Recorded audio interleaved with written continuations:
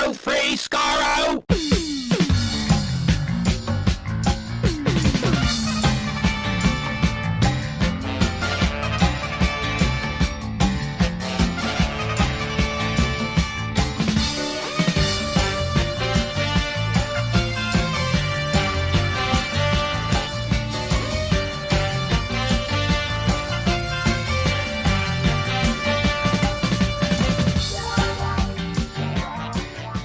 Hello, everyone. Welcome to Radio Free Skaro, episode number 903. I am Stephen in Edmonton. Warren in Vancouver. And Chris in Edmonton. I nearly forgot how to start our own podcast because another podcast of mine has started up again, or will be starting up again this week, I should say. The Memory Cheats Series 4 is back. And literally, I was thinking, wait a second, did I almost start this podcast like I did the other podcast? And so I second guessed myself. Anyway. That's quite all right. Yeah. Yep. Kyle and me, Series 4, Memory Cheats, back on Thursdays as per usual, starting this coming Thursday, April 27th, for all those. I know that, it's been literally 3.5 years since our last episode, so you might have drifted away and unsubscribed or something like that if you're a Memory Cheats listener, but it's back. That's what I love about podcast catchers. Like, you just still have the feed in there and nothing's, and then all of a sudden out of nowhere an episode shows up 3 years later. You're like, oh, I'd forgot that existed. Hooray! I know, or they'll have like here's maybe you'd like this podcast. Like, what the hell is this from? And yeah. Never unsubscribe from podcasts if they feel like they've stopped. I mean, you never have that issue with us if you've been subscribing to us, because we never go more than a week without an episode because we're just that dumb, demented. I was gonna, other derogatory words starting with D. Except for like Christmas time and stuff. Sometimes that's more than a week. That's true. And at Gallifrey One, we do daily episodes there. We might do the same at San Diego Comic-Con. Yeah, I finally got press application status. About time. For San Diego Comic-Con. No, yeah, it's a solo trip. I am boys now. Only now am I starting to look into how much it's going to cost to go down to San Diego. Not only go down there, stay down there in San Diego for the course of the weekend. I'm doing this in the hopes, and is it a hope? I don't know. It feels like a pretty solid wager bet that Doctor Who will have a pretty formidable presence at Comic-Con. I mean, RTD is a PR maven, so I can't see him not doing this in some form or fashion. And Disney too, because this, the first proper launch. There's no D23. Is it D23? Is that the convention? And that's not happening until next year, 2024, I think, or something like that. They do them every 2 years or something. So this seems to be like the only obvious choice for Disney to do a big launch of Doctor Who. Yeah. Well, I mean, in past, it had always been BBC America footing or co-footing the bill. Or not footing the bill in recent years. And now they're out of the picture. I mean, Disney, ponying up for whatever. This is a way bigger sugar daddy. Yeah. Makes sense. Yeah. Unrelated, if you want to support the podcast on Patreon, go to patreon.com/RadioFreeSkaro and help send me to San Diego. Keep Stephen from being homeless. Oh, man. I initially looked at hotels and go, what if I went further afield? What if I went here? What if I stayed in a van by the beach? Would that help? What if I'm in Los Angeles and I take a train down every day? Honestly, it might be a thing. Staying in Tijuana. Tijuana was an option. It wasn't an option, but it might be. No, don't do that. Don't do I wouldn't if I were you. No. Well, but it's like a bed to sleep on, and then I'll just be at the convention center for literally the entire day, I'm assuming. And so it's just like, I don't want to have to do this. So yeah, looking at options. Yeah, I still had to pay for the $30 sandwiches and $14 cups of coffee. Yeah. Though. I was there in 2008, so that's a long time ago. But even at the time, the food options are atrocious. Bring your own food. I implore you to bring your own food. Oh, I'll be living off of like Cliff Bars and fruit bars and any other like Homer Simpson bar-based content. An entire spaghetti meal. Get your yummy.com delivery going first. Yeah, do they have yummy.com? You'll be eating the equivalent of what's being shoveled at you other than Doctor Who. Yeah. What's in this? I don't know. I don't know either. Anyway, I trust you're looking forward to any MCU based content you might come. I'm sure you're gonna love it, or DCU. I'm sure you're gonna be all over that. I'll be all over it. Yeah, all over that sort of stuff. No, I'm as you know, I'm only there for the Doctor Who. I'll be ignoring all the Marvel blizz blaz and him ham. Well, you're gonna have to plow through a lot of cosplay, some of which will be great. But well, I mean, I both Chris and I have seen it on a much smaller scale at the fan expos where you see just a broader content of multiply that by 1,000. Yeah, obviously it's a lot of people at this thing. But there's also like a trade fair element to it, like the industry sort of shows up there, which is kind of fun and exciting, and that's kind of why I'm going there because see all the big wigs, so to speak. I realize you enjoy being a small businessman. Yeah, the Doctor Who side concern. I mean, it'd be kind of exciting. I mean, I in the impression that Doctor Who does go there. There'll be RTD will be there, I bet, and David Tennant will probably be there, and Ncuti Gatwa will be there, and. Well, the year I was there, I just wandered into the Doctor Who room because it wasn't Hall H. It was whatever, some side, a fairly big room, but still not small enough that I could just wander in. Right. I just sat there and watched. Maybe it was Tennant. It was definitely Moffat was there for some reason, so maybe not Tennant. But yeah, there was a few Who luminaries. I'm like, oh, yeah, okay. And then I just walked back out again because we weren't covering it for Electric Playground, who I worked for at the time. Right. Because they don't know what to cover. Obviously. No. Well, it'll be different this year. Should Doctor Who go there? So, but anyway, the first hurdle is cleared. I have a means to go there now. Now I just have to find my way there, which won't be a problem. But staying there is going to be. It's going to be interesting. So that's in the weeks to come, folks. But yeah, it looks like RFS will be hopefully at San Diego Comic-Con, or at least represented at San Diego Comic-Con this July. So at the same weekend, Warren, you'll be in Winnipeg doing much more bustling, doing Worldcon for people who don't want to go to China, I think is what it's called. Honestly, as a Canadian, fair point. Good point. Yep. I suppose they don't much like us right now, so I don't know. Well, I mean, the Chinese government. I'm not going to throw. Yeah. Look, I've been to China twice. There are lovely, lovely people there, and that was 10 odd years ago. But the government itself is no fan of Canadians or Canada's government. So, yeah. Also combine that with the usual Worldcon. How do I put this? Slapdashery, and that's a potent mix. Right. Yeah. Anyway. We finished up our commentary last week, by the way. So no feature presentation today. This is it. This is your podcast today, folks. This week and every week for the next little while. We'll wait for new Doctor Who stuff. Although I imagine some commentaries and miniscopes are still yet to come before Doctor Who completely takes over our life, starting November 2023.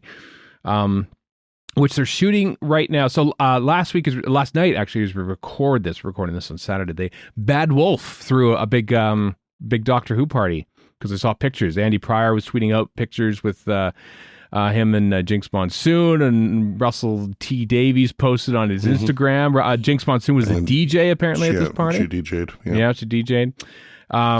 Because they're shooting their episode out in public. It's in the 1960s. This is no leak. They told us about this.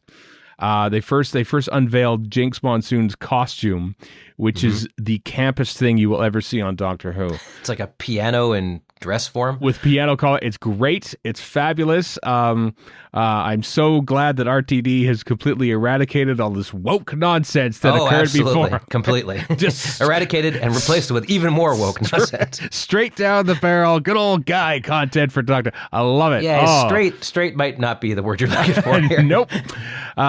Which is fantastic. What a wonderful costume. Crazy hair. They were very cautious to guard the name of Jinx's character. Well, I see people speculating that this is what's his name, Neil Patrick Harris's character in some form or fashion they're the same person. And I'm like, based on what? That they're in a show? Yeah. Like, come on, guys. And maybe they're- that's true, but I think they're just basically on fan nothing. Yeah. The Neil Patrick Harris stuff was also shot months and months and months and months ago. Months Yeah. ago. I mean, who knows? A year Tenet, ago, so- almost, really, yeah. Yeah, yeah. Was it July last year? Something It was like that? was it July? When did they announce Tenet? It was like May or something. I thought they were shooting May through July, I think it was, for Tenet's 3 episodes, but I could be wrong about that. I can't remember. I know they announced him in May. I know that the Tenet thing was announced in May, and they shot started shooting very shortly afterwards. So, yeah, it could be a different it could be a new character. Believe it or not, they are allowed to invent new characters, but What? everyone has been saying, "Oh, maybe this means that there'll finally be a musical episode of Doctor Who." Oh, And God, no. Please, I beg of thee. I would not enjoy that. But based on the theme of the episode in the 1960s and the amazing costumes, which we'll get to in a second, from Ncuti Gatwa and Millie Gibson, I think this episode will not be a musical, but it will be a jazz war. There will be nothing but jazz. It will be told through the medium of jazz. And snapping of fingers and scarf dances. Yeah. Straight blowing? Straight blowing. It's the only thing Chris knows about jazz is that it was mentioned once. That's exactly in right. Silver Nemesis. Chris doesn't like That's all jazz. I need to know. I know. Because it works on many levels. Ncuti Gatwa and Millie Gibson. I mean, usually we like, oh wow, look at wonderful Millie Gibson in her outfit. No. It's all Ncuti Gatwa. I'm afraid. I'm afraid you're gonna have to take the back seat to this one, not Millie. Two things. Well, three things. First of all, his Right. stripy suit is awesome. Secondly, I saw somebody take the Deadly Assassin and scratch out Assassin because that man has got, and I say this is a very hetero man, one hell of a posterior. And also he's got this magnificent fro, and either he keeps it for the rest of the series, which would be great, or he just doesn't and they never explain it, which would be even better because it would frustrate the hell out of people. It would be amazing. It is sadly a wig, because he was on, because I get Instagram alerts whenever Ncuti Gatwa posts things, and he was just in Portugal last week and he did not have the hair. Also, he posts sometimes at the gym, which explains the deadly ass. Because Yeah, it would. he works at it, which is quite frankly an insult to the rest of us. But The link in the show notes is to the BBC Media Center, and there's a few images there, but one that I saw on Instagram, which I think he posted under his own account, was like him, like with his that's the butt one. That's the butt one. Backside facing the camera. It's a great picture. Him turning around all coquettishly. Yep, that's the one. Yeah. Oh God, BBC just ate this up. It's so great. And they just we're just sending photos out all day of Ncuti Gatwa and Millie Gibson posted next to a brick wall. It's so cool. Doctor Who has never looked cooler. This is I'm excited how cool they both look in their outfits. I'm also just loving the complete new approach to a Doctor Who costume. Usually the Doctor's costume is the one constant in an episode. Yeah. And they just work around that. But and we thought oh, maybe they'll sort of adhere to a similar silhouette and just sort of change the shirt here and there. But you look at his initial launch costume and then the one with the leather coat that was seen shortly before Gallifrey 1. And now this, it's no, they're just going completely. I hope it's a different costume each episode. Yeah, it's so great. Now, I feel sorry for the cosplayers in that case, but yeah, oh God, more for the repertoire. I guess, yeah. Yeah. I recently finally went through the season 22 Blu-ray set, and watching behind the sofa stuff. Peter Davison, Janet Fielding, and Sarah Sutton were one of the groups. And every time a story would start and Nicola Bryant would have a different outfit, Janet Fielding would always remark, "Oh, she's got a different outfit again." I never know. Wow, that's hilarious. Given she had 2 outfits basically for her entire run. Yeah. She must have been really sick of that stewardess outfit after a while, I'm sure. Yeah, that Or was even the floral print skirt one. Yeah. Yeah, that was the John Nathan Turner era. Everybody had to wear costumes, but now people are wearing clothes again on Doctor Who as opposed to just costumes, which is kind of fun.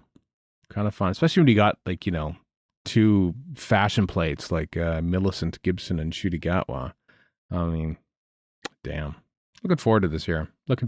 Just for the looks alone. But looking fun. And yeah, they were shooting in public and full on in the 1960s. They were not even like holding back on like when this episode is taking place. It is the 1960s, which is fascinating because the 60s are 60 years ago, folks. And so it really, it kind of counts as a historical.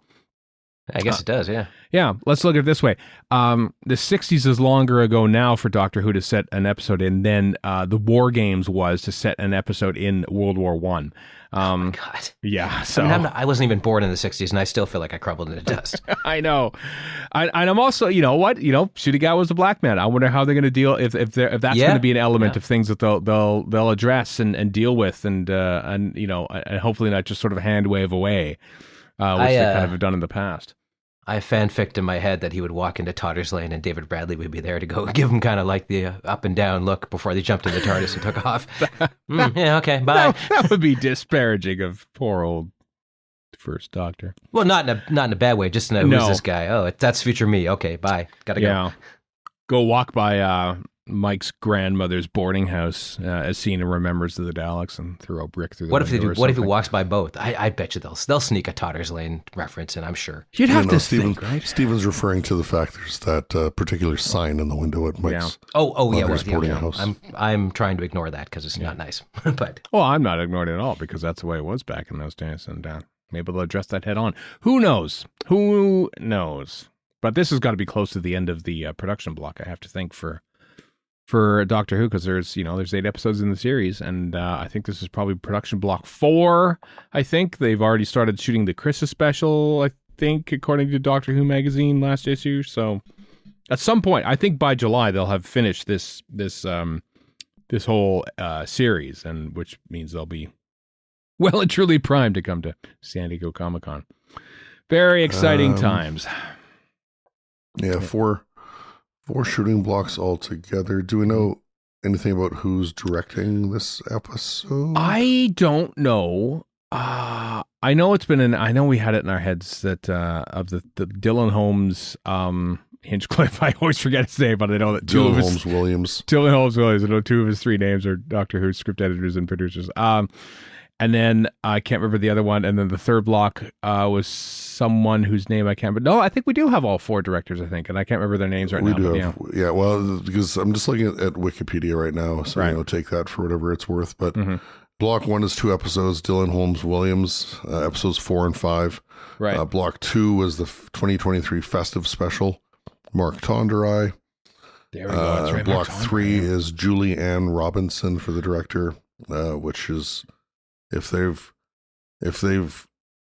now shooting the festive special, then it would make sense. Or if they've just shot the festive special, I think I don't know. According to Doctor Who magazine, they were working on the festive special like maybe a month or 2 ago. Probably this might be back in February by the time we actually see about it. So in Scott Hancock's so this will be block 3 or block 4 then. So Julianne Robinson for block 3, which doesn't say which episodes. Right. Block 4 also doesn't say which episodes, but that's Ben Chessel. Ben Chessel. There we go. That's the 4th name. Yeah. So Tonderai. So Wikipedia says Tonderai is doing the holiday special then. Christmas special. Yeah. Or Christmas special. I should stop saying holiday. It's totally. It says festive special here, but I mean whatever. It's totally going to be Christmas. Yeah. Man, Tonderai. Going to be an exciting time. And as this episode comes out, 7 months to the day, November 23rd. Most likely, Doctor Who returns. So, what a time we live in. I don't know why I said that. I'm just looking for a way to close out the segment. It's good enough. It's very exciting. Ncuti Gatwa went on to annoy anti-royalists everywhere by it being announced that he will be performing Shakespeare with a group of actors at King Charles III's coronation. That's in 2 weeks' time. Is that's going to be? I'm looking. I now I just want to watch it for Ncuti Gatwa doing Shakespeare.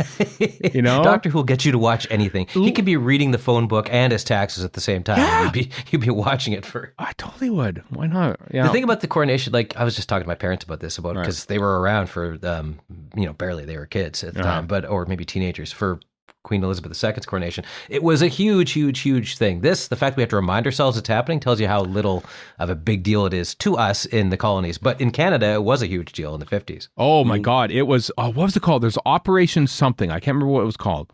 It was basically an RAF helicopter took, like, they film recorded the coronation, June 6, 1953, and immediately helicoptered it over the Atlantic, and it aired on CBC 11 hours later. Which is nuts. Normally, that'd be something you'd send by ship or whatever, right? So, yeah. My mom remembers seeing it in the theater when she was growing up. Like, she was probably, 7 or 8 at the time, but she remembers seeing it in the theater. Like, it was, as you say, Warren, it was a huge thing. And here we're like, oh, yeah, I guess that's happening, whatever. Well, I watch it, probably not. No, because everyone hates the king now, so they don't... I don't care about it one way or the other, but that's just the thing. I don't care. I know. There's valid reasons to not like the royalty, but I think some people are basing their entire opinions off of seasons 1 through 4 of The Crown. But hey, Ncuti Gatwa was going to be there, so I'm in. So now, what are you going to do about that? And he's performing Shakespeare, so I won't understand a damn word he's saying, but be on stage there, performing Shakespeare in an unspecified play. So it's a surprise what play he'll do. Maybe he'll be Doctor Who in a Shakespeare play.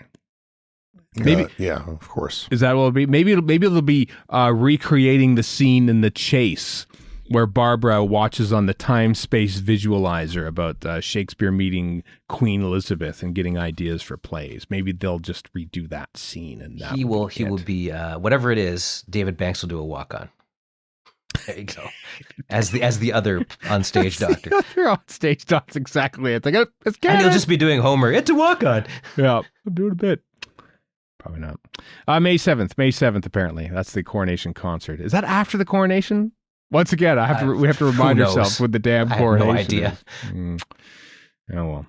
Probably. Although CBC, for all the Twitter foofara and all the rest of it, the one thing you can accuse CBC of is obsessing over royalty, because it'll be nigh unusable for the whole week. They love the royals. That's probably because, you know what? Older Canadian people at home love the royal family, and so that's kind of their bread and butter. As somebody who's slouching towards that myself, I don't care. So yeah, ties to Britain and all that.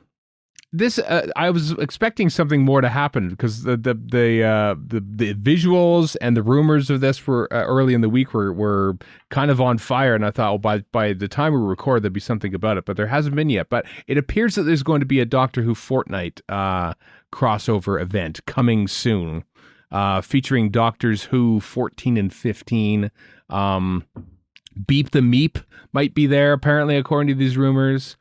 Whole bunch. There was of one stuff. before, right? I'm not dreaming. There at least was one. There was at least one, because I remember I logged in for 12 minutes to same here. Yeah, find the TARDIS, and I did. Wandered around, said that's stupid, and gave up, and that was that basically. Yeah. Chris, you're not a Fortnite player, are you? I've never played it. I have no idea about anything about it. I just remember trying it when it was starting to be a big deal, and I'm like, well, this is just any shooter with building a cabin. Who cares? I'm sure there's more to it than that. Don't tell me about it, nerds. I don't care. No, I just, whenever I try to play it, it's just like I float in on a parachute for 20 minutes, and then I land, and I'm immediately killed. But exactly, by some teenager. Yeah, that isn't what happened. I think I just sort of logged in. There was a beach, I seem to recall. There was a TARDIS there, and I went into the TARDIS. This is like, cool, when's the TARDIS? All right. Like, I see people complaining, some hardcore gamer types who are like, oh, the new games now lead you by the hand too much. I'm like, no, that's fine. Please lead me by the hand. I'm all for it. Yeah. Who knows? We'll see. We shall see. Watch this space. Speaking of watching, we should point out that the Doctor Who is searching for a brand asset manager. If the application deadline is now passed, but it just found interesting because there's already a brand manager. That's James Page now in the role, but now there's a brand asset manager, which I don't know what that entails in regards to Doctor Who production, but yeah, and as we were talking about when this got posted, like there's things like they would like to have people with forklift driver's licenses and like that warehouse experience. Like, are you moving pallets in a warehouse? Like, I would assume that they just used a boilerplate resume thing or whatever, like job posting thing, and then just kind of forgot to get rid of that bit. I don't know. Yeah, because it's like, are you like role responsibility to work with cross-functional stakeholders to contribute to and influence asset management strategy? All right, I'm already falling asleep through that. And then it goes like to maintain the accuracy of the asset catalog and like what are you the right candidate? Essential, robust knowledge of Doctor Who brand, but then you go for the desirable current forklift license. So what does this mean? Maybe all the merchandise, you have to go visit warehouses and you have to have like safety certification or something. That's being very charitable. I think it was just a mistake, honestly. But I don't know. I don't know if it does. Ferrying around props, or it's got to be who knows? Like just liquidating also Funko Pops or something like that. Why do you need a brand asset manager when you have RTD? Like he is the brand asset manager without even trying. Well, I can't do it all. Maybe Russell. I know. Have you ever seen Russell T Davies drive a forklift though? That's the thing. I would pay good money to see it. Yeah, I don't think he has the knowledge of BBC archive services. I mean, this is maybe this is just standard and probably as duties as seen fit, probably too. Here's where the forklift comes in.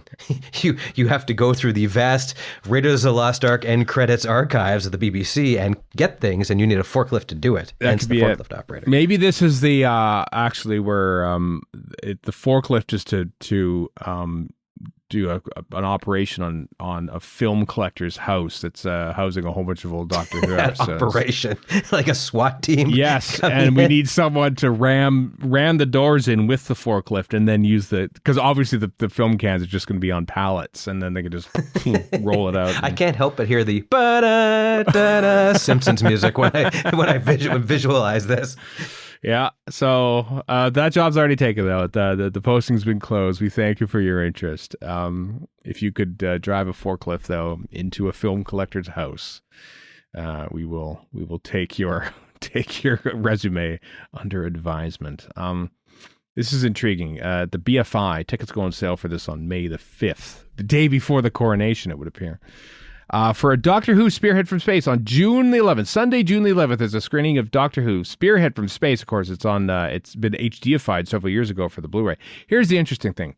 The very last thing of the blurb here, where it says, it's what happens with the story and everything like this, and it says, though shot in color, Spearhead from Space screens from original black and white 16mm BBC sales prints, as most of the original audience would have seen it. So they're showing it in black and white. Weird. I mean, very. What's the word? Film purist, I guess. Well, most people would not have had a color TV at that point. Yeah, like 3% of the population had a color TV, I think, at that point. Yeah, I guess that probably makes sense because it would transmit better, I would assume, if you don't have the color data to work with. No, they just didn't have color TVs. Yeah. No, I just mean maybe there's something to do with broadcasting where you're just throwing extra information at the signal that doesn't need to be sent. Because, like you said, nobody has color TVs. I'm just guessing as to why No. They aired it in color. Everything was aired in color, but all right, yeah, okay. Just like you weren't. Well, I know what I'm talking about then. Like it says, this is a sales print as well, so it's not it's gonna be like something that would have been broadcast on terrestrial TV. No, it's gonna be like scratchy and everything else, and like what's the point of this? I don't know. I'm so curious about this now. That anyway, it's a BFI. If anyone wants to go to this, something called the Film on Film Festival. Interesting. Whatever that happens to mean. Well, I'm curious. So if anyone is going to this, do contact us on Twitter and at Facebook, and sometimes we even post on Mastodon, although not very often. No, I kind of forget it exists. Yeah, what they need to do is they need to show this black and white Spearhead from Space in Fortnite. Maybe it's a tie-in. Maybe it's all a tie-in. They're going to show some 55-year-old Doctor Who episode in black and white in Fortnite. Kids love the black and white 55-year-old Doctor Who episodes in their video games. They really do. I'm led to believe by myself. Yeah, I think so. Coming up in the in August 18th to 20th is Long Island Who. Our friend Ken Deep is putting that on in the summer this time around to not clash with official things that are happening around the usual time they do it in November. They've announced some new guests: Brian Croucher, Travis himself from Blake 7. Of course, he was in Robots of Death as well, and a Riot, a very bon vivant. And Richard Ashton and Mickey Lewis have been added to the guest list of L.I. Who, a guest list which includes Katie Manning, Paul McGann, Fraser Hines, Jan Chappell, also from Blake 7, Catherine Schell, making a very rare convention appearance. She was in City of Death. Gary Russell and John Peel will be there as well. So Long Island 2, August 18th to 20th in Long Island. On Holtzville, not Hop Hog or some other unpronounceable place that I've mangled Really in is the past. unpronounceable. Yeah. Mm-hmm. Long Island. Very Long Island. It's a very long... You never anticipate how long of an island Long Island is until you actually try to drive across it. And it goes, my God, this is take forever. Especially if you're driving out to the Hamptons, yes. Huge. Just a massive It is beautiful drive. out there. I got to say, it is very stunning topiary there. Yeah, yeah. I haven't been other... Which I never see because I'm in the hotel. No, I know. I've only ever been in November too, so it's not like I've seen it at its best. But it's kind of colder. In November, not so in August. The Doctor Who Complete History has completed its digital run on Pocket Mags or Doctor Who magazine, or wherever you get the magazine. I immediately lapped it up, so now I have them all at long last. I've always wanted these, and now I have them. The last 10 issues are now on sale, going all the way up until the end of the Capaldi era, with a special issue with Shada and Dimensions in Time and Time Crash and The Curse of Fatal Death are all in there. So I guess they didn't make any more, starting with the Jodie Whittaker era, which seems a shame because that's the era I most want to know about because so little is known, it seems. So anyway, links in the show We have notes. to pry it out of Chris Chibnall ourselves. Well, we might have to. It's funny how he's done 2 podcast interviews now, and that will probably be it. I think he sort of said, I'm not going to talk about Doctor Who for a while because he's not the current showrunner. And it was for us and the Reality Bob, Joy Peabod, our friend, talked to him as well about different stuff that we talked to him about. So there's if you want the from the horse's mouth Chris Chibnall era, you have to go to Canadian produced podcasts to get your answers from. That's all there is to it. Canada is the home of Doctor Who information, even though Joy's not from Canada. Reality Bomb is, because Graham started it, so I'm crediting Reality Bomb as a Canadian podcast. Yes, as usual, Canadians take their credit where we can get it. Yeah, 100%. If to misquote Barusa, if credit is not there, then it must be created. So Yep. that's what we've done. Like claiming that Alexander Graham Bell is Canadian because he had a cabin here. Like he was not Canadian. Come on, Canada, enough. What is the deal with that? Because I mean, we are one of our massive telecom things are called Bell after Alexander Graham Bell. Warren, I watched a Heritage Minute. All right, I know. What are you saying that the Alexander Graham Bell wasn't Canadian? He wasn't Canadian. I think he was American, and he lived up here sometimes. The borders were pretty fluid back then too. So I suppose so. Well, kind of crushed about this. I mean, maybe I'm wrong about that, but there is a grand Canadian tradition of, we got nothing and we'll take this. Yeah. What about the Marconi? Was it Marconi? No, who am I thinking? Who did the first transatlantic? I'm just remembering Heritage Minutes now. About so am I, and I don't remember. I remember that minute, but I don't remember who it is. Yeah. Or are you trying to think of Pyramids of Mars? That's probably it. Either or, really. When I heard Marconi's go, I think, wait a minute, I know Marconi. He was mentioned in the Heritage Minute in 1988 or whatever it was. Doctor Who comics. Hey, Doctor Who comics. Doctor Who Doomsday. Remember Doomsday? The thing was announced a little while back. That sort of multi-platform story leading up to the 60th anniversary, starring the character of Doom. The Titan Comics version, co-starring Missy. Missy returns in Doomsday. The comic is written by Jody Houser. That is coming from Titan Comics on July the 5th. You can pre-order it from various places like Forbidden Planet and Comixology. But that's coming July the 5th. Just in time for San Diego Comic-Con. Or they understand they have comics, so. Allegedly, yes. Allegedly they do. All right. Well, that's it for our news. So let's just run out the clock by looking at Doctor Who Timelash. This week in Doctor Who history, stuff that happened this week in history as we look back at the last week of April. What happened on April the 23rd? Anything that jump you? What do you got there, Warren? I don't understand what this sentence means, but in 1966, Celestial Toymaker episode 4 comes out, and there's a response to complaints from Frank Richards' representatives. A continuity announcement airs to emphasize that Cyril is not intended to be Billy Bunter. What the hell are they talking about? Billy Bunter was a character in some thing. I can't remember the story about Billy Bunter, but the character of Cyril very much looked like Billy Bunter, kind of like how the Candyman looked like Bertie Bassett, the mascot for that candy in the Handy Stroll. You know? I don't think I'm any the wiser, and you know what? That's fine. Oh, Somebody called Gerald Campion playing said Bunter. Said Bunter. And there's definitely a similarity between them and Cyril. Yeah. Yep. And they told him to stop. And so naturally, that's the one episode of the Celestial Toymaker that still exists. April 23rd, I remember this day because William Hartnell died back in 1975. I shared a planet space with William Hartnell for about 2.5 months because I was born in February of 75. Yeah. Only aged 67, sadly. Died in 1975. So that's why that date always sticks out to me. But also my grandmother's birthday, for what it's worth. But she's no longer with us either. So anything else jumping out at you on April 23rd? I think I know which one Chris 1981. All right. Leslie Elizabeth Thomas is commissioned to provide a storyline for Way Down Yonder, which was intended to feature location filming in the southern United States. So this is J&T's first attempt to get them to film in New Orleans.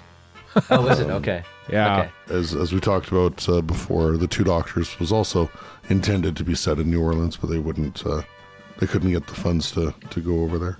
Yeah. I've been to New Orleans. It's fine, but is it really worth all this work? No. Well, in the pre-internet days, when you had no idea what things looked like, unless maybe J&T like watched Live and Let Die or something like that. So, we should go to New Orleans. And also, I was there to post-Katrina New Orleans, so who knows how different it is then. This is also meant to have been in season 20 as well, so a couple of years before Two Doctors. Yeah, he worked long and hard on that. Getting that overseas thing, which eventually turned into the very popular Two Doctors. I like it. I know many. It goes people on a little long. But, I know. So it has its charms. It does. This day in history.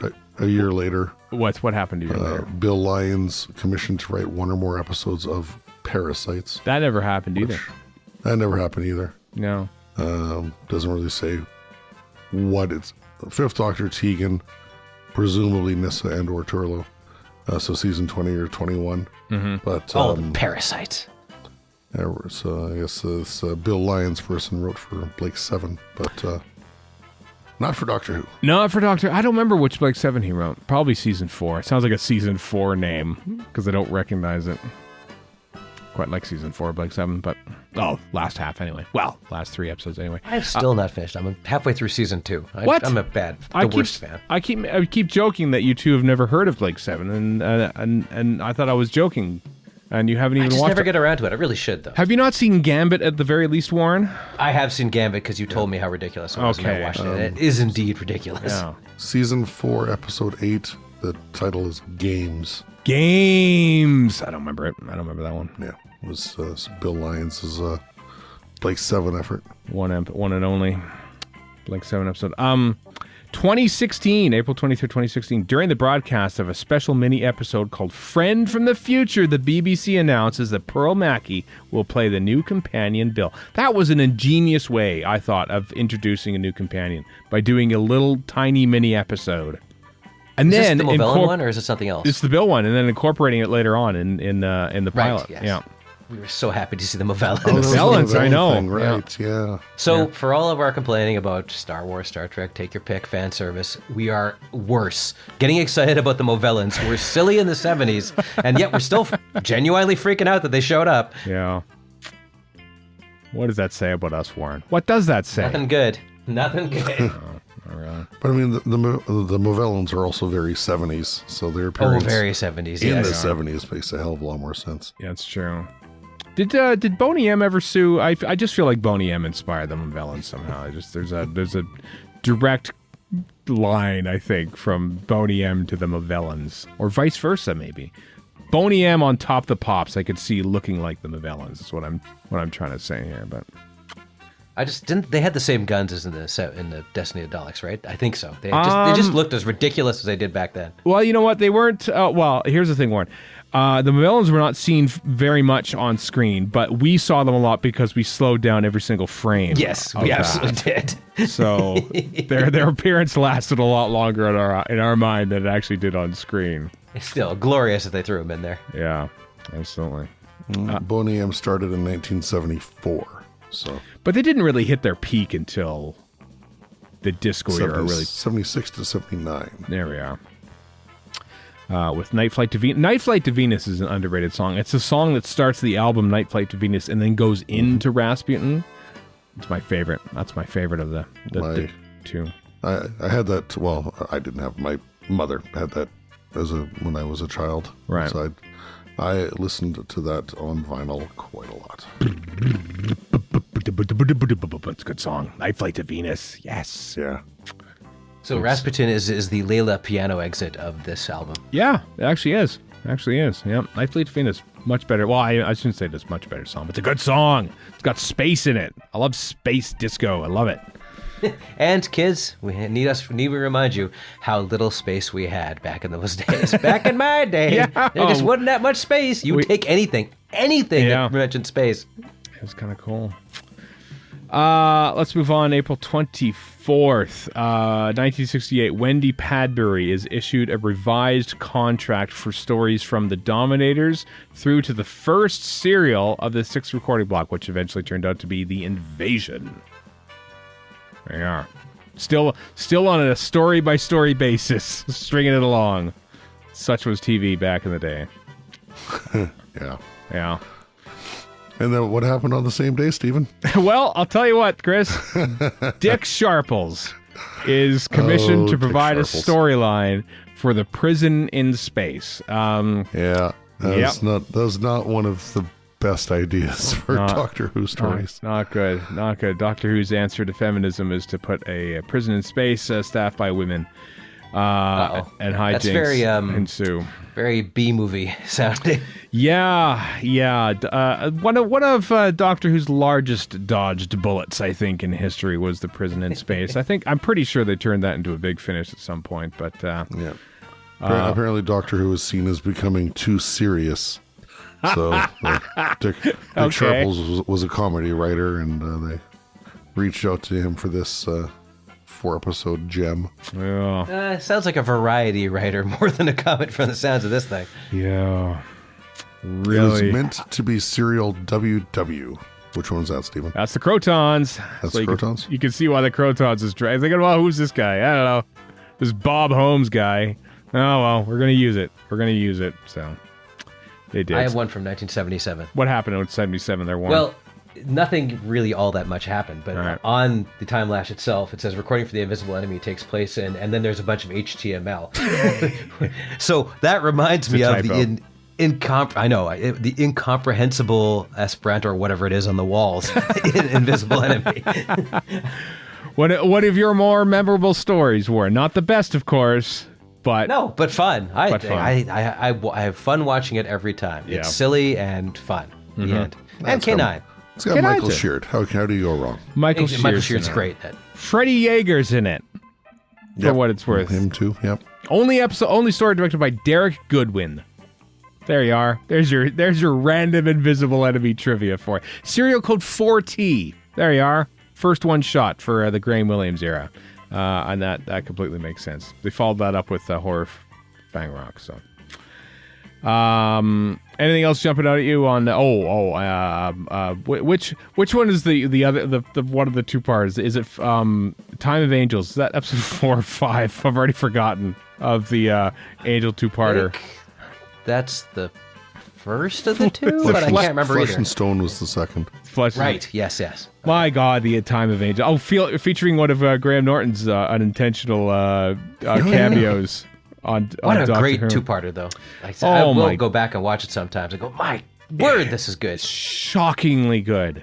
The first 3 episodes made in the Matt Smith era, that being the 11th Hour and the Angel two-parter, might be the best 3 episodes they ever made in that entire era. And they did it right out of the gate. They're so good. They are so good. And not to mention, not to mention as well, 11th Hour, Time of Angels, and Flesh and Stone were the first production block. Yeah, first things. First production block. Matt Smith is like, who's this new Doctor Who guy? I guess we'll start shooting episodes. And it's just perfect. They're just perfect. To say that, you have to not consider Day of the Doctor part of the era. So I know, but if you just took a 3-episode block, one production block, they're all great. It's like they're all. I mean, I love all Doctor Who, but like those first 3 episodes they made, man, like Moffat came out of the gate hot with those episodes, right?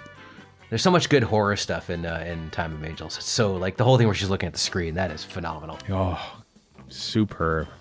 Adam Smith directed that, right? Adam Smith? Yeah. But he only directed a 2-part story and not 2 different episodes, so therefore he is ruled out of the miniscope. But honestly, we should just do a retrospective of that first production block sometime, because it's so good. It's so good. One of the greats. On to April 20th. Like you need an excuse to watch 11th Hour or the Angel two-parter. That's a good point. That's a good point. April 25th. Happy birthday, Stephen Wolfenden, director of Nightmare in Silver. And he's been a second director on so many things, too. I think he worked on the Harry Potter films and everything, too. So, long career in the business. I like this. April 25th, 1962. The BBC script department prepares a report about future BBC science fiction projects. Well. I wonder what that would entail. With a no thank you in cursive underneath from somebody. No, not today. Yeah. All vetoed by Sidney Newman later on. Hurry up and invent Doctor Who, you guys. Come on. Yeah. Pop. So that's the big thing that I think happened on April 25th in history. Unless any of you cats have something else to mention. I'm just mildly amused by the title of episode 3 of Keys of Marinus, right. The Screaming Jungle, because it reminds me of that Blake 7 with those little screaming guys, and how that goes on for 20 minutes. That's terrible. My God, that's annoying. That's probably what put me off watching Blake 7 in the first place. You know what? Everyone has to get past that episode. What's the name of that episode? It's episode 4 I can't remember, 5. But it's why? Why do they do that? Oh, it's really bad. I don't like that episode at all. What's the name of that episode? It's fine other than that. It's just those last 20 minutes of screaming little dudes. Yeah. And Michael Lee Bryant directed that one, and he used the same like guy's face in a wall with a decrepit fake body as they do in Calling in Space, and it doesn't work then, and it doesn't work now. The Web. That's the name of the episode. Terrible episode. Yeah, not great. Everyone often stalls out on their Blake 7 watch with The Web. I got past it, but I still got to get back into Blake 7. Which, I mean, the one after that is Seek, Locate, Destroy, which is a great episode. Such a good episode. I'm paying for BritBox. What am I doing here? Right? I'm not watching it, so... I know. I support it with my dollars. That's what I do with BritBox. Yeah, same here. Yeah. Seek, Locate, Destroy. Much better episode than The Web. Let's move on. April 26th. Birth of Donald Cotton. Donald Cotton, born April 26th, 1928. Lived into his 90s. He was the story editor during the John Wiles era. And would often act as the go-between between Hartnell and Wiles during their frequent set twos. So there. 1966. This is fun. By now, Innes Lloyd and Jerry Davis have decided to not only drop Steven, but also Dodo from Doctor Who and replace him with hip, new, funky companions Ben Jackson and Polly. So Peter Purvis's and Jackie Lane's departures from the program are announced to the press. I have to think that Dodo was like announced like literally like 2 weeks before. Said, yep, welcome to our new companion. Don't get used to her. She's going to be gone. But we're going to give a farewell to remember to Jackie Lane. Yeah. Such fanfare. Well, we remember it. We do remember it. We do remember it. That's a good point. At least it exists, unlike Steven's departure in the next story, or the previous story, rather. In the Savages, yeah. In the Savages, yeah. You know what? I do like that whoever was recording 8mm film clips at the time managed to catch like a whole chunk of Steven's goodbye scene in silent black and white film. So must have had a crush on Peter Purvis or something like that, or just really liked the character, and it was very sad to see him go. Yeah. Anything else jumping out at you on April 26th? Not really, no. No. Stuff was broadcast. Yeah, no, just going down the list. I don't see anything. You don't care. Debut broadcast of the Centauran stratagem. Wow, it's a ringing endorsement. I'm such a non-fan of Series 4. It's we've gone over this, yes. I mean, the best part of it, obviously, Donna, but oh yeah, but just there's some great stuff in there, and there's some crap. I agree. There's a lot of stuff that doesn't agree with me. I'll phrase it that way. Have you watched it recently, out of curiosity? When I went through the Tenant Blu-ray set, right. So I mean, what was it? 2 years ago, maybe? It wasn't that long ago, yeah. However long ago it was. And it still didn't quite hit for you. It hit better, especially some stories like Planet of the Ood, which I was not a fan of in the first place. Right.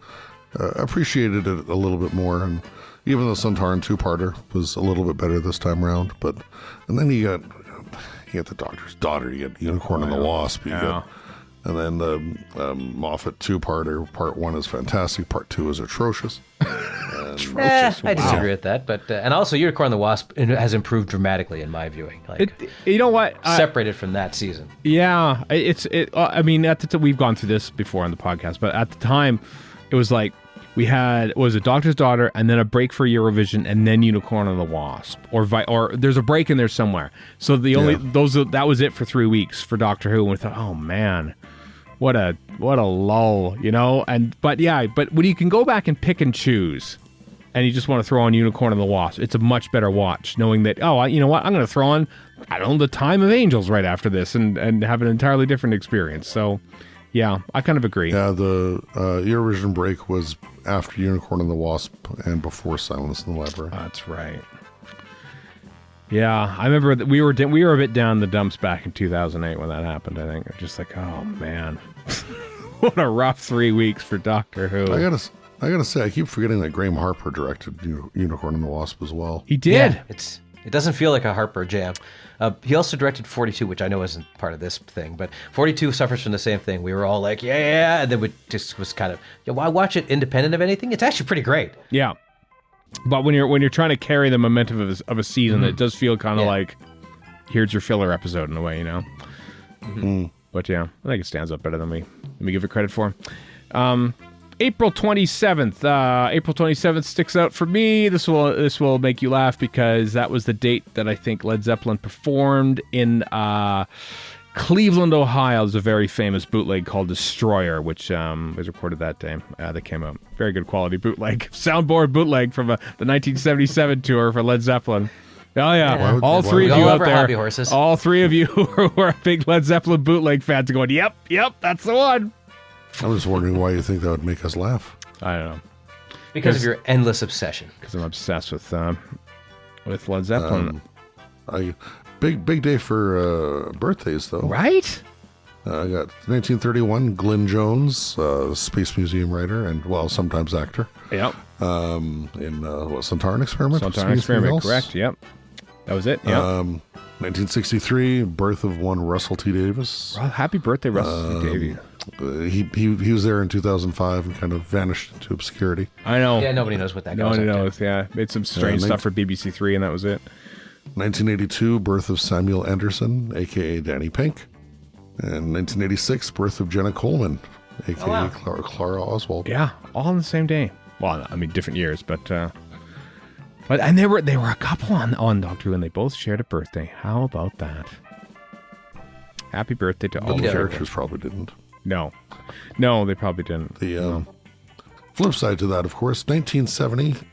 Oh, here we go. My voice is going. I'll let you take this one, Stephen. Yeah, director Douglas Camfield collapses during rehearsals for Inferno as a result of stress and heart condition. Barry Letts assumes his duties for the remainder of the serial's production. This is rehearsals for the second production block. So they filmed all the location stuff and episodes 1 and 2 on videotape 2 weeks prior to that. But yeah, the heart condition that sadly would kill Douglas Camfield in 1984 was there for a while. Yeah. He is one of the great directors of Doctor Who, if not the greatest. I love Graham Harper and all. Douglas Camfield was the most prolific. He directed the most episodes of classic Doctor Who. And they're all really good. So,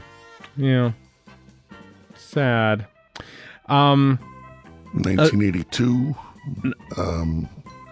Rod Beecham commissioned to provide a storyline for Poison. That's right. Later, Famous Band. That's exactly what it was. Or a song by Alice Cooper. Either or. Or Belle Biv DeVoe? Belle Biv DeVoe. They do one too. Oh yeah, you're right. Yeah. Or the Jackson 5, or the Jacksons at that point. I think maybe the Jacksons. I don't know if they were. The Jacksons. If there's the 80s, which I remember because they had breakdancing skeletons in the video. That's what I remember. About that rings a bell. Stop motion breakdancing skeletons. Yeah. Ray Harryhausen did that. He didn't. I don't remember that. Rob Beecham wrote a Blake 7 episode 2, as I recall. A one-off, I think. Maybe only the bad ones. I don't remember who wrote the bad ones in Blake 7, but he might have done one.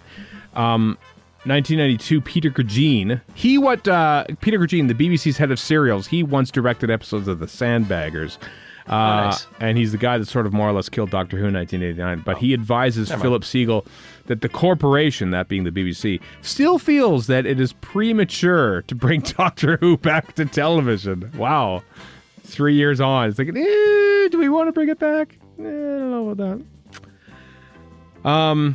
Just to go back a step, Rod Beecham wrote Blake 7 series D, whatever, series 4, whatever you want to call it. Episode 7, Assassin. Oh. Which also featured Richard Herndl. Oh, it was that episode what John Nathan Turner watched and said, you know what? He kind of looks like William Hartnell. So what's usually because he had the white wig in there and everything. So, that's as far as John Nathan Turner's casting decisions went. I was flipping through the TV the other day. Step up from his usual, honestly. That's true, actually. Yeah. Well, he saw Peter Davison on the wall in cricket gear. It's like, I think I found my new doctor and his outfit. One of my faves, so it worked. That's true. Instincts.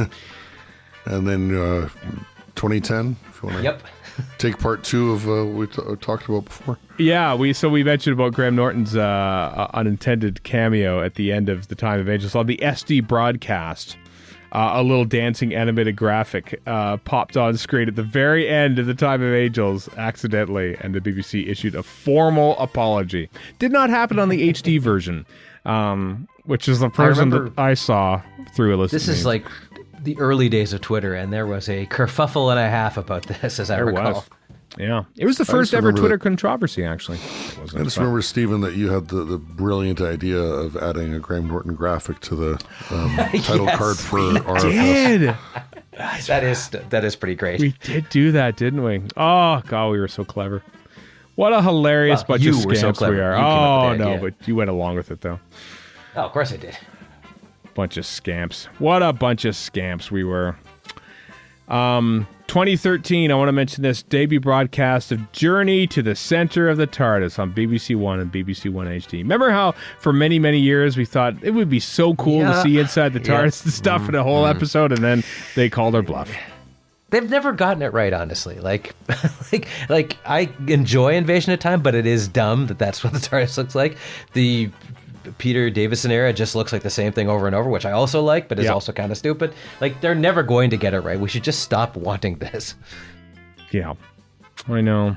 Well, I mean, they have to. I don't know what we don't know what we want. That's the problem with. Oh, I know what I want. I want the secondary control room, and I got it, and that's that. Yeah.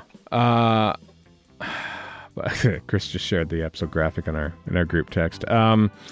What episode 195? Graham crackers. Look at that. I like how that back then we even just completely undermined the intensity of this wonderful episode of Doctor Who and completely based our episode title and our episode graphic around this animated Graham Norton thing.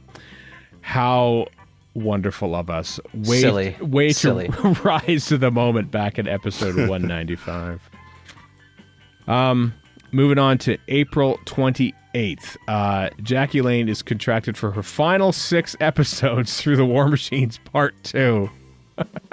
They It knew seems right so away. odd that, and I know it wasn't necessarily uncommon, but Right. how do you offer a contract for something that's like halfway through a serial? I don't know. I mean, maybe when they offered her the contract, they didn't have things laid out for what was going to be when, but that seems unlikely. Yeah, I know, because it happened with Michael Craze and Annika Wills as well, because they were contracted to the episode 2 of Evil of the Daleks. Of course, they only showed up, they only ended at the end of the previous story, Faceless Ones, but even then they were done shooting by episode 3 of the Faceless Ones. They were paid out for the rest of their contract. It's so strange, isn't it?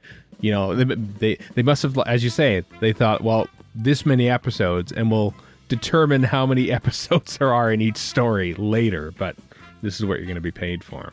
So The universal constant of television is slapdash tomfoolery when it comes to management, so it tracks, it frankly. hasn't changed, has it? It really hasn't Nope. changed. Well, I haven't worked in TV in years and years, so maybe it has, but I doubt it. Yeah.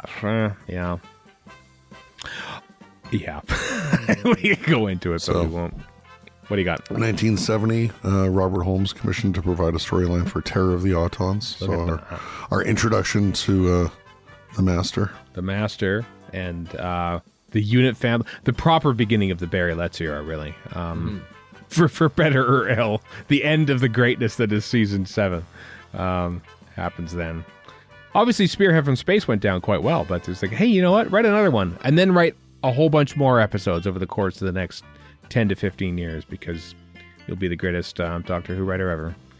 And Terror of the Autons, I remember in black and white, too, because that's all we had at the time. Oh, yeah. That one, Yep. Mind of Evil, Bastards of Death, Doctor Who, Silurians, and Demons, always just like, those are black and white stories in my head. Yep.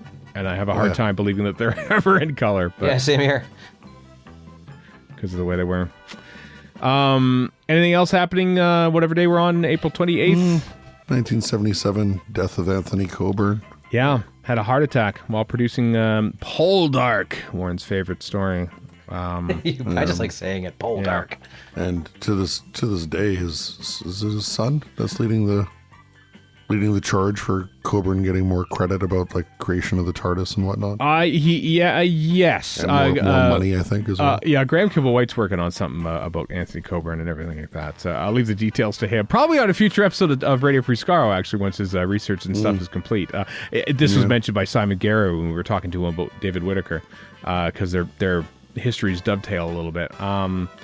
But yeah, I mentioned Anthony Coburn because he co-created that show Warship with Ian McIntosh, who went on to create the Sandbaggers and then disappeared in mysterious circumstances. So, yeah, it's very. Did Anthony Coburn really die of a heart attack in young age, or was it the Warship curse, perhaps? Going after 1977, and I don't know about his personal habits, but given the loose interpretation of health and safety and smoking and drinking at the time, it would not surprise me. Yeah, he's one of those Doctor Who creatives that died at a very young age in the mid to late 1970s. It reminds me of Malcolm Hulke. Someone tweeted a picture from a couple days ago. I think it's on the set of the Avengers because he wrote for that. And there's like Malcolm Hulke and 2 other writers there, and Malcolm Hulke is like smiling and stuff, and it's like, this is like the 3rd picture I've ever seen of Malcolm Hulke. There's always like the standard 2 pictures you would ever see in a Doctor Who documentary, and then there's another one, and he's like smiling and having fun and thinking, what? A communist having fun? That never happens. Up there. Yeah. I'm sure John Williams has a nice collection by now. I would hope so. I have to hit him up for that. Haven't written the We book need in- custom action dollies. I mean, a Malcolm Hulke dolly. I've long trumpeted the need for Doctor Who writer and producer action dollies. From Come on, customizers, get on it. Character options. We've seen some rumors of action figures to come throughout this year, and none of them, as far as we can tell, are behind the scenes No. stuff. So Unfortunately. yeah, hopefully we can make that happen. Let's wrap it up for April 29th on this week's version of the Miniscope. with stuff that happened as we scan the list, seeing what's going on here. A whole bunch of recordings. A whole bunch of stuff is recorded. That's pretty much it, from what I can tell. Yeah. Which is always exciting that, Doctor Who is actually recorded and shown and stuff. But including the gunfighters, they recorded the gunfighters on this day in history, and they recorded the Dominators on this day in history, and the mutants. I think we can talk a little bit about 2006. What happened in 2006 there, Chris? Debut broadcast of School Reunion. The return of Sarah Jane Smith. 17 years ago, folks. 17. Yeah, she's also been dead for 12. So. That's also sad too. Yeah.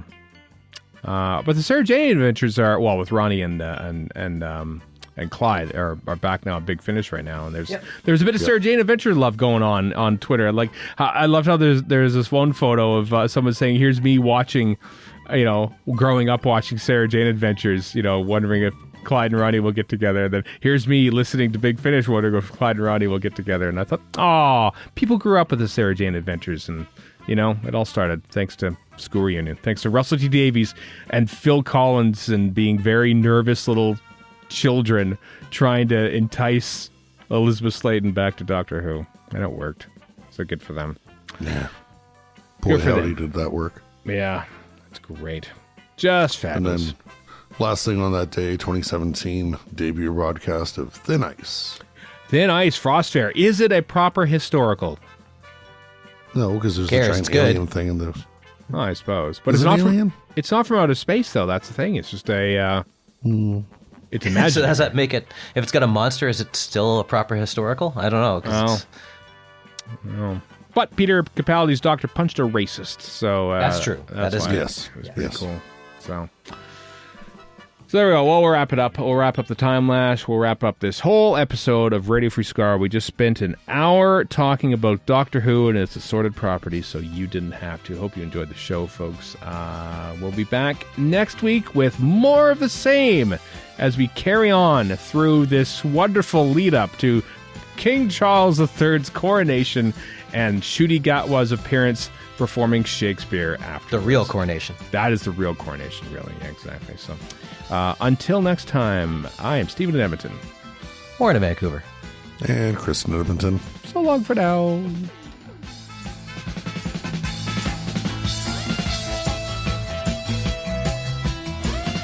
You've been listening to Radio Free Skaro. Find us online at radiofreeskaro.com. Follow us on Twitter and Tumblr at Radio Free Skaro. Subscribe to us on iTunes and donate to the show at patreon.com/Radio Free Skaro. Thank you.